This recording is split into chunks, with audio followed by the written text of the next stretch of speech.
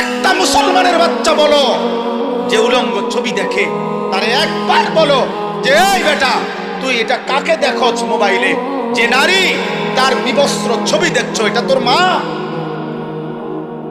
এই নাফরমান ছেলেরা, আমি বুঝি না, আমরা তো চেহারা দেখলেই বুঝি। আমি দাঁড় করাই, নারী আসক্ত ছেলে দাঁড় করাই, মোবাইলে উলঙ্গ ছবি দেখো আমি দেখাই, আমি দাঁড় করাই। বেনামাজি এক ওয়াক্ত সেজদা দাও নাই, আমি এখন দাঁড় করাই। আমি ইনশাআল্লাহ কোরআন সামনে বলবো, তো তুমিও কোরআন ধরে বলবা, কসম করে বলবা, আল্লাহকে কসম করে বলবা যে না, আমি নারী দেখি না, ছবি দেখি না, উলঙ্গ দৃশ্য দেখি না। বলো,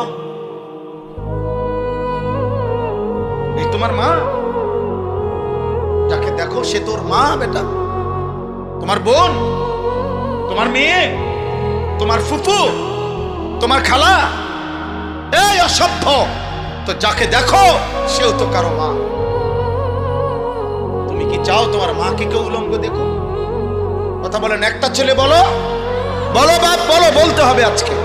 বলো, তুমি চাও তোমার মাকে কেউ বিবস্ত্র দেখো?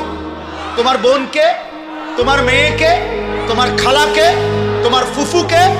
তাহলে তুমি কেন অন্যের মাকে দেখো? সে কি কারো মা না? সে কারো বোন না? সে কারো মেয়ে না? সে কারো খালা না? সে কারো ফুফু না?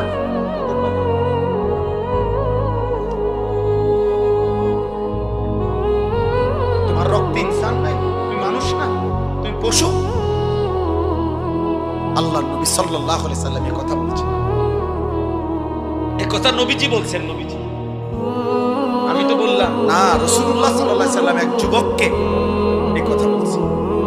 এই যুবকের এই কথা বলার পরে যুবকের কলিজায় এমন ধাক্কা লাগছে, যুবক বলছে, ইয়া রাসূলুল্লাহ, আল্লাহর কসম আমি আর কোনোদিন জিনার রাস্তায় পা বাড়াবো না। নবী তখন তার জন্য তিনটা দোয়া করে দিছিলেন, আল্লাহুম্মা গফির যামবাহু ওয়া তাহহির কলবাহু ওয়া হাসসিন ফারজাহু। আল্লাহ আমার এই যুবকের গুনাহ মাফ করে দেন, আমার যুবকের অন্তর পবিত্র করে দেন, আমার যুবকের লজ্জাস্থানকে পাক করে দেন। আজও দোয়া করলাম, যদি কোনো যুবক সিদ্ধান্ত নাও এই মাহফিলে বসে আমি আর নারী দেখবো না, ছবি দেখবো না, উলঙ্গ, আব্বা চাহিদা পূরণ হবে না। তোমার বাবা দাদা পূর্বপুরুষ বিবাহের মাধ্যমে এইভাবে আসছে, তুমি এক বিবাহিত মায়ের সন্তান। আরে বেটা, তোমরা যারা অস্থির ছবি আর নারী উলঙ্গ নাচ গান দেখো, তো তুমি তার থেকে কি চাও? সুযোগ পাইলে তুমি তা করতা, এই তো। তাহলে সুযোগ পাইলে